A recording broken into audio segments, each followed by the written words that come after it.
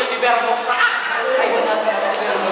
Si Verbo, si Verbo yan yung classmate tayo na Malaki yung balik yun eh. sa lahat ng bagay. Pero dahil talaga yun ako nito kasi ganda dyan. Pag namamaki yun, ganda. Pag namamaki yun, di mo kita kasi may glansi. Kasi meron talaga pinakamalapit sa amin. Malaking tao pero takot sa mga ubod, mga ipis. Takot sa tutubi yun eh. Lahat na insect na takot. Pati sa hamster takot. Takot yun. Ang inabakla ang muna.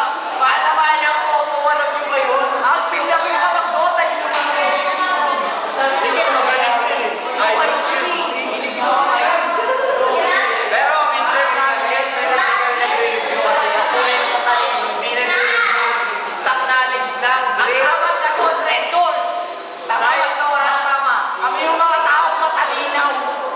Kaya Jobert, ano ba yung ano?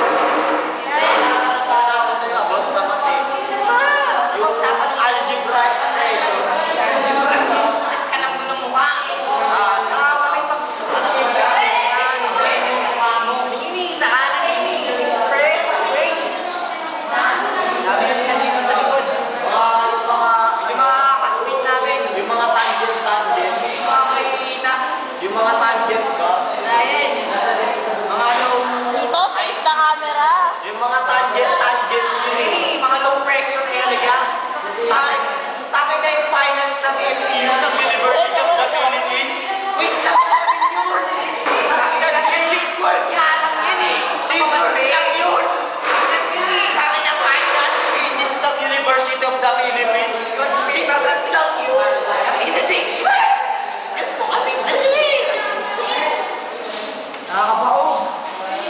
Quiz lang namin yun. Isa lang major na mahirap namin eh. Major in Dota. Tsaka major in Alex. Hindi yun eh. Lagi ka marunong mag-inom, makakaano ka. Makaka-experience. Tignan mo kami. Lagi kayo matataya, 5 kami.